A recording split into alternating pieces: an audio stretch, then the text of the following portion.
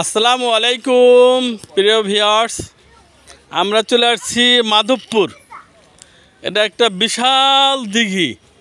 দিঘিটার নাম হলো দুর্গা সাগর দিঘি, হিন্দুদের নামের নাম।